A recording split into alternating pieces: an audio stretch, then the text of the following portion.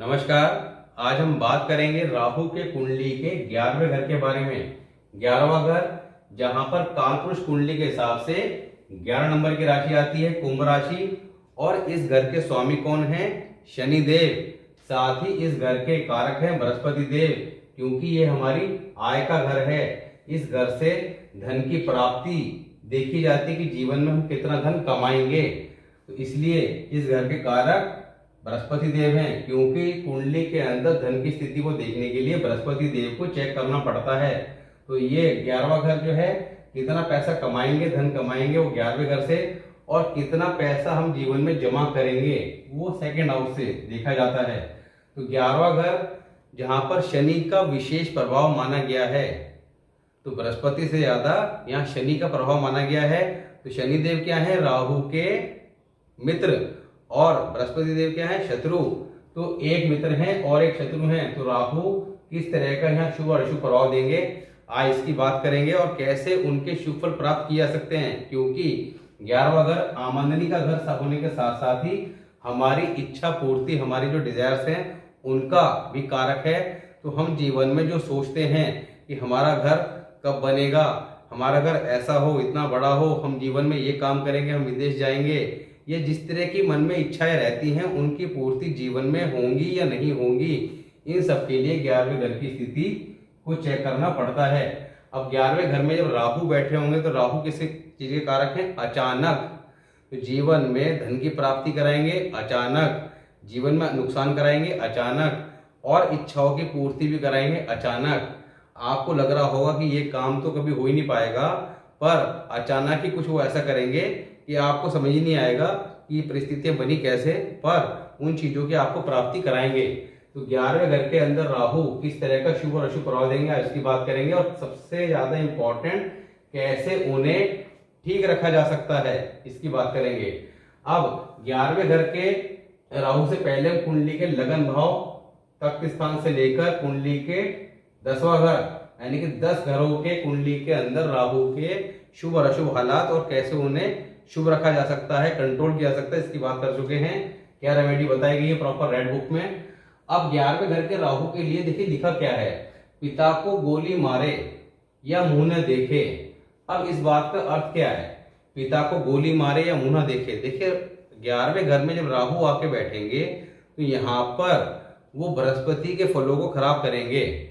क्योंकि जब राहु के लगन भाव का वीडियो बनाया था तब जानकारी दी थी कि जो बृहस्पति जिन घरों के मालिक या कारक हैं, कुंडली के 2, 5, 9, 11, 12, इन घरों में जब बृहस्पति के शत्रु ग्रह आके बैठ जाएंगे, बुध, शुक्र, राहु, इनमें से कोई भी, तब ऐसे में बृहस्पति के फलों को कमजोर करेंगे। तो यहाँ पर 11वें घर में राहु जब आके बैठेंगे तो अपने शत्रु बृहस्पति के फल को कमजोर करेंगे। तो इसलिए बृहस्पति क्या है? हमारे पिता, दादा। इस वजह से यहाँ पे लिखा गया है कि पिता को गोली मारे या मुंह न देखे। अब सबसे पहले मर्द के टेबे में बाप दादा और औरत के टेबे में ससुर लेंगे। अगर लड़के की कुंडली के अंदर राहु देव 11वें घर में हैं, तो जो हम बात करेंगे यहाँ पे कोटेशन लिखी गई है, पिता को गोली मारे, ये आपका लड़के के लिए अप्लाई होगी, लड़के के पिता के लिए। पर अगर लड़की की कुंडली में है तो उसकी अगर शादी हो गई है तो उसके ससुर के लिए ये बात अप्लाई होगी, और अगर शादी नहीं हुई है तब पिता के लिए। अब सबसे पहले बात करते हैं शुभ हालात की, फिर अशुभ हालात और रेमेडी। गो पिता रहा नहीं करते, मगर पिता की उम्र तक राहु का असर धन दौलत के लिए उम्दा ही रहेगा।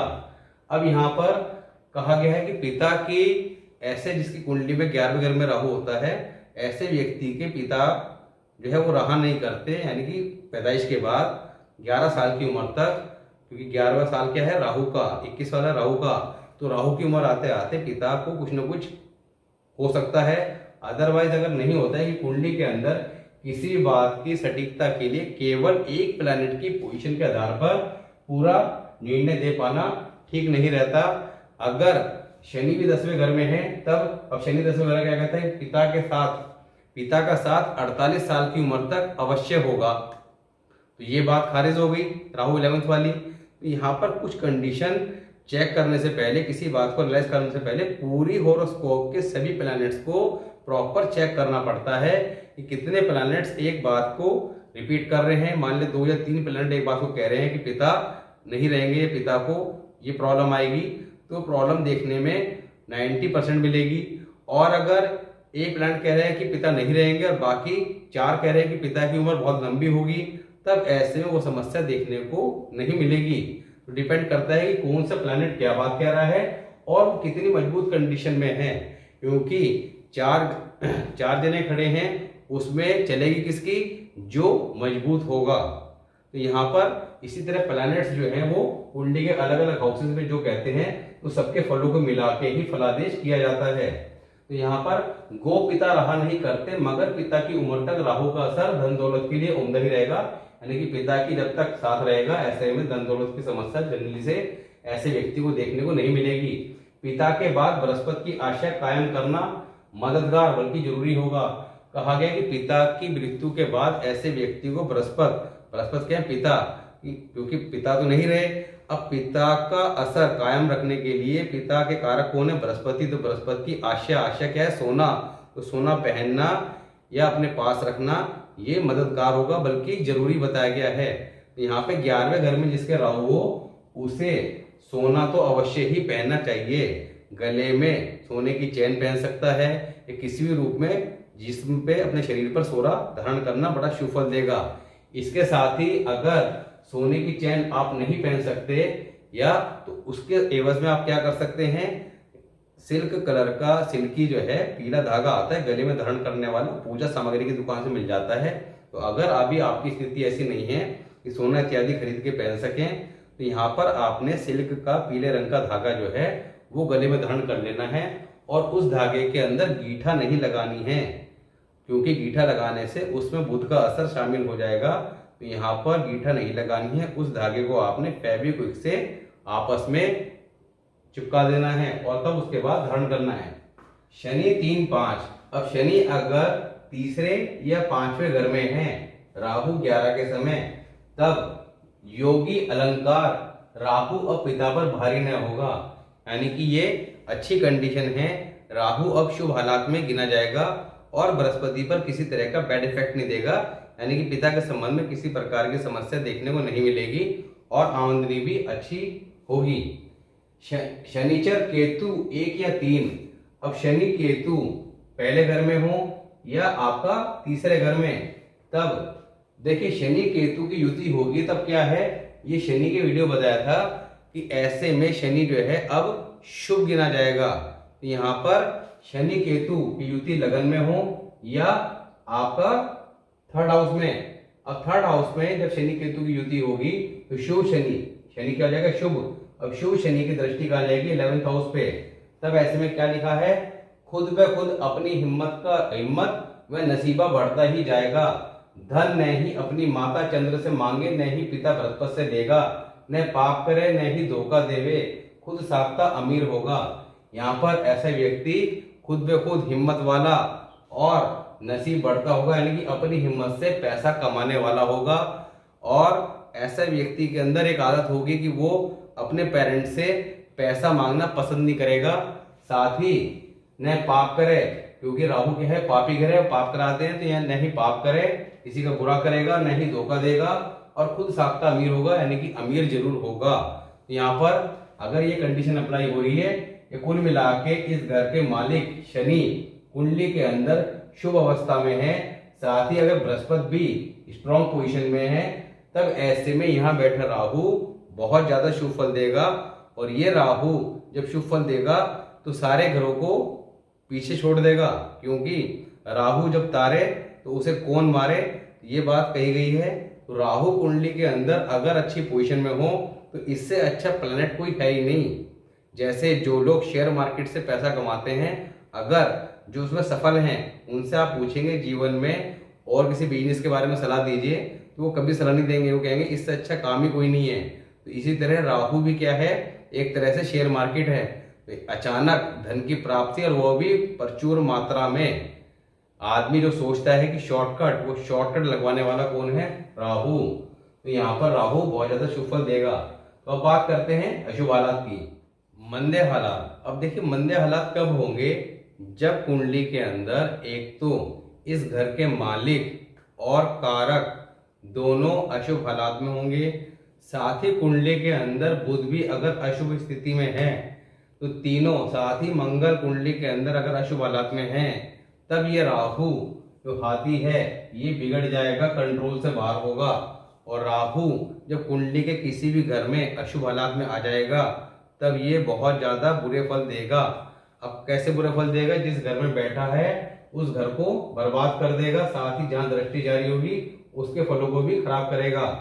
अब 11वां घर में राहु जब होंगे तब ऐसे में अशुभ हालात की बात हो रही है। अशुभ हालात में तो राहु जब होंगे तो ऐसा टेवे वाला, जिसकी कुंडली में 11वें घर में राहु होंगे, उसकी पैदाइश के वक्त, बल्कि कहा गया है कि या तो जब ऐसा बच्चा माता के गर्भ में होगा उस वक्त ही, या उस बच्चे की 11 महीने की उम्र में, या 11 साल की उम्र में, या आखिरी 21 साल उम्र तक पिता का देहांत हो चुका होगा। तो इस तरह के हालात देखने को मिलेंगे।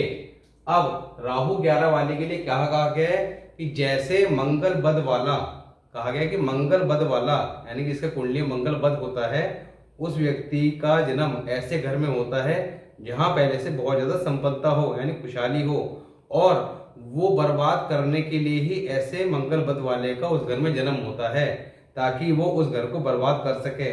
इसी तरह मंगल बद की तरह ही राहु 11 वाला ऐसे घर में जन्म लेगा कि उसके जन्म के समय पर उसके वालिदैन जो हैं उनके पास धन दौलत सब कुछ जो है बाआराम जिंदगी, बहुत अच्छी जिंदगी काट रहे होंगे, पर उसके पैदा होने के बाद हालात जो हैं वो बिगड़ते चले जाएंगे और उसकी 36 साल उम्र तक आते आते सब कुछ बर्बाद हो चुका होगा। पिता का धन दौलत, पिता सब कुछ, पिता भी नहीं रहेंगे और धन दौलत सबकी हानि सब खत्म हो चुका होगा। और ये सब खर्चा, बीमारी वगैरह, क्योंकि खर्चा करवाएंगे, 12वें घर के कारक हैं, यहाँ पर जो खर्चा करवाएंगे वो बीमारी, लंबी बीमारी दे सकते हैं, अचानक बीमारियां देंगे, उन सब पे फिजूल खर्चा, धन दौलत जितनी भी है वो सब बर्बाद कर देंगे। तो बहुत ज्यादा बुरा फल देने वाले हैं अगर अशुभ हालात में है। ऐसा व्यक्ति इमीडिएट ऑफिसर से नाराजगी से धन का नुकसान होगा। यहाँ पे एक बात लिखी गई है कि जिसके 11वें घर में राहु है वो कहीं अगर नौकरी करता है तो उसके ऊपर जो उसका इमीडिएट ऑफिसर होता है उससे किसी न किसी प्रकार की नाराजगी के कारण उसे धन का नुकसान उठाना पड़ेगा। और ये चीजें प्रैक्टिकली भी कई बार मैंने चेक करी हैं तो ये देखने में आई हैं, तो ये बात काफी ज्यादा फिट बैठती है। तो यहाँ पर इमीडिएट ऑफिसर से किसी न किसी प्रकार की नाराजगी के कारण धन हानि के योग बनते हैं। अब खाना नंबर 2 में कोई ग्रह या खाली, अब खाना नंबर 2 में अगर कोई ग्रह है तो उसका फल खराब करेंगे राहु, और अगर खाना नंबर 2 खाली है, अब खाना नंबर 2 किसका है? इस घर के मालिक क्या है? शुक्र है, कारक बृहस्पति है। और इस घर से क्या देखा जाता है? परिवार, ससुराल, धन, ये सारी चीजें ऐशो आराम सेकंड हाउस से देखी जाती हैं। तो दुनियावी इज्जत व ससुराल भी राहु के शाद हुए से भरपूर होगा।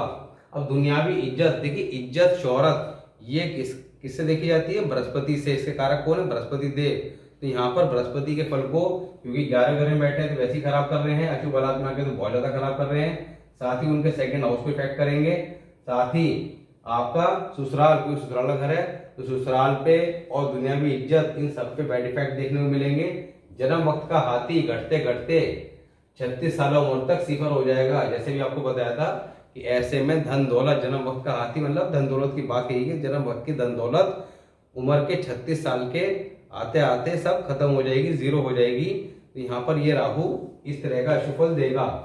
जन्म लेते ही बल्कि माता के गर्भ में या 11 महीने या 11 साल या आखिरी 21 साल उम्र तक पिता चल बसे। अगर पिता की उम्र लंबी हो तो मंदा असर टेवे वाले पर होगा। यहाँ पर ये बात कही गई है कि वैसे तो 100% ये बात देखने को मिलेगी कि जिसके 11वें घर में राहु है और अगर अशुभ हालात में है। अब देखिए बात आती है कि अशुभ हालात भी कितने हैं, क्योंकि कोई भी प्लैनेट कुंडली के अंदर शुभ स्थिति में है या अशुभ स्थिति में है, पर दोनों ही स्थितियों में कितना शुभ है और कितना अशुभ है ये डिपेंड करता है। जैसे अभी आपको बताया कि राहु की स्थिति देखने के लिए हमें क्या किस किस को चेक करना है? इस घर के मालिक और कारक शनि और बृहस्पति, उसके बाद बुध और मंगल। अब 4 प्लैनेट को हमने चेक करना है कि राहु की पोजीशन चेक करने की, कि राहु कैसे हैं।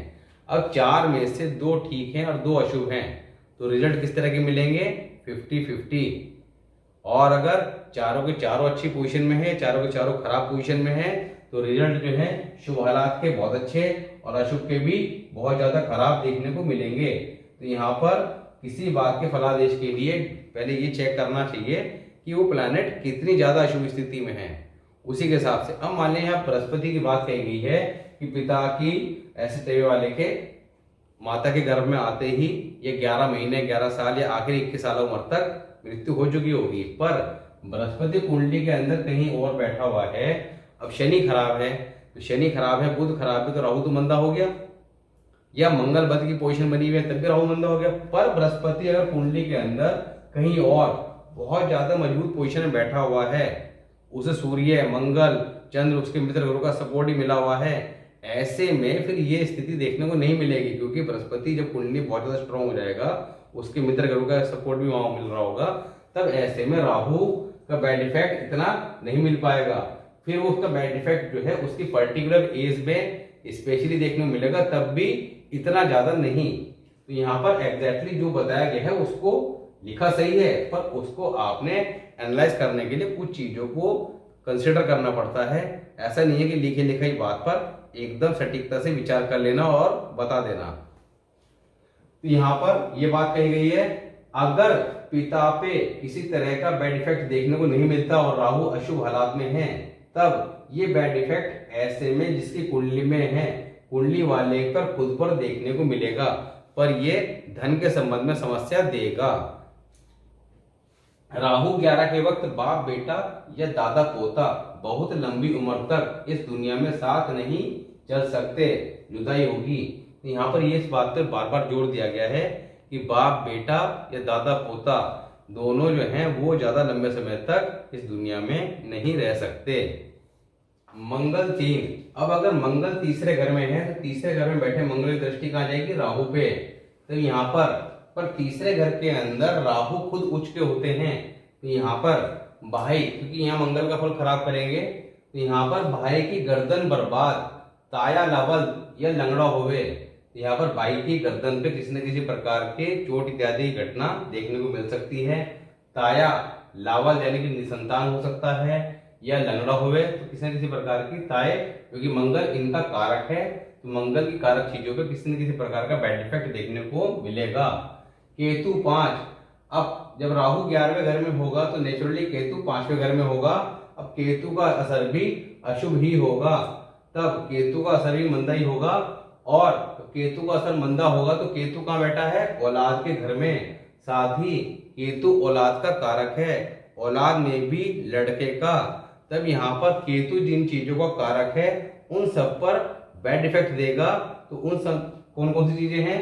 जब केतु का असर मंदा ही होगा, यानी औलाद नरीना यानी कि लड़का।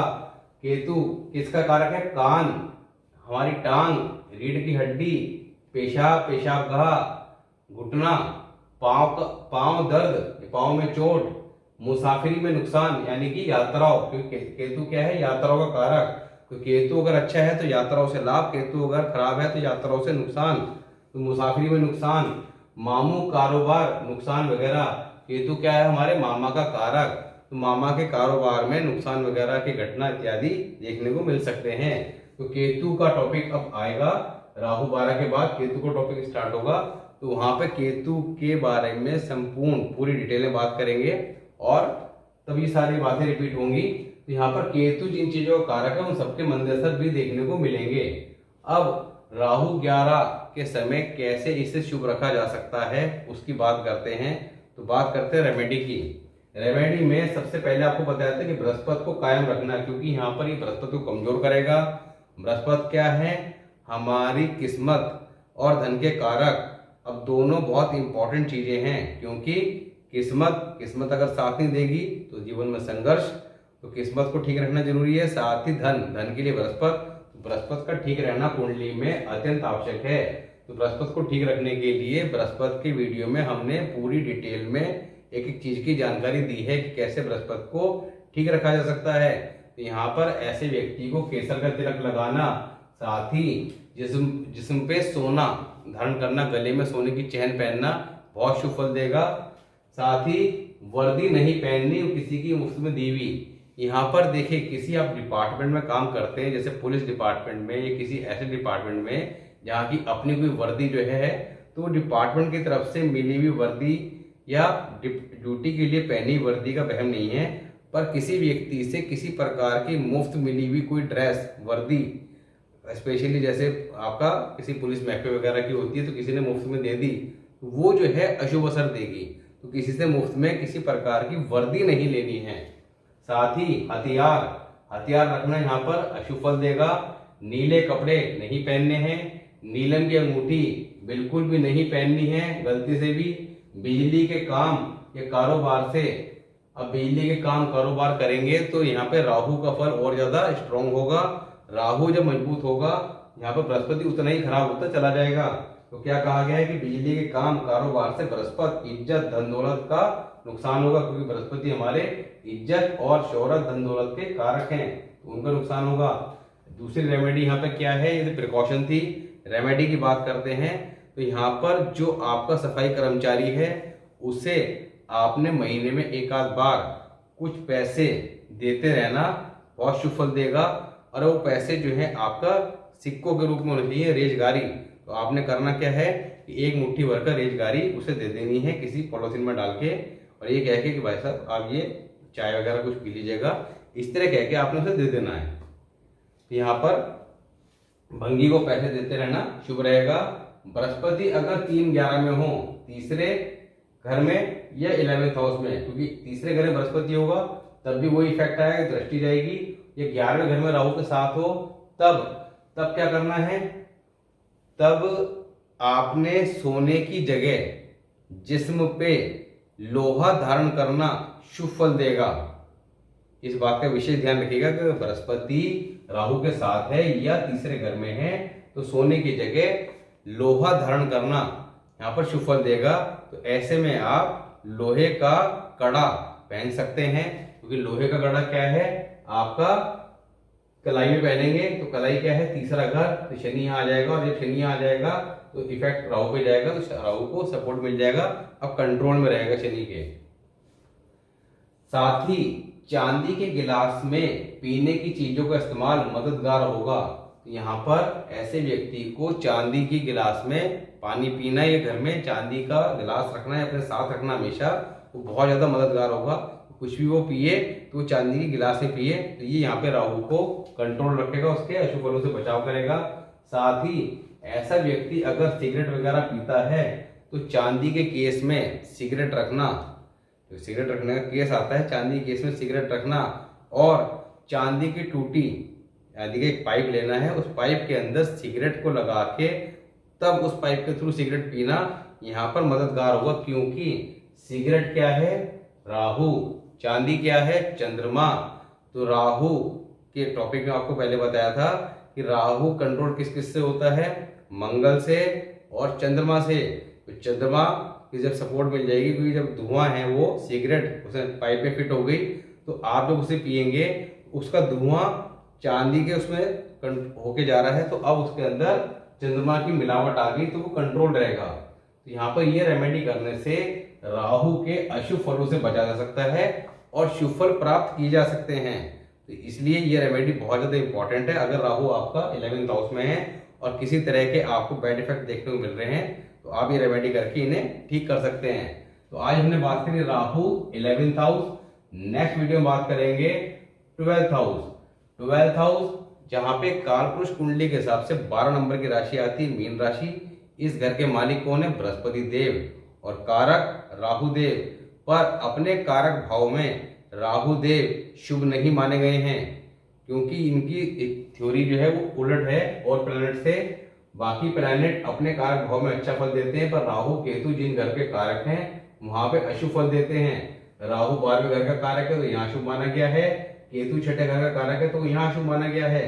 12वें घर के अंदर राहु जब बैठे होंगे तो किस तरह का अशुभ प्रभाव देंगे उसकी बात करेंगे। 12वां घर क्या है, हमारे शैया सुख का, विदेश यात्रा का, हमारे खर्चे का, तो और जेल यात्रा वगैरह काफी सारी चीजें 12वें घर से देखी जाती है। तो जिन चीजों के कारक 12वां घर है, उन सब चीजों पे शुभ या अशुभ प्रभाव राहु किस तरह से देंगे उसकी बात करेंगे, और कैसे इन्हें यहाँ पर कंट्रोल करना है तो उसकी बात करेंगे। तो मिलते हैं नेक्स्ट वीडियो में, तब तक के लिए नमस्कार।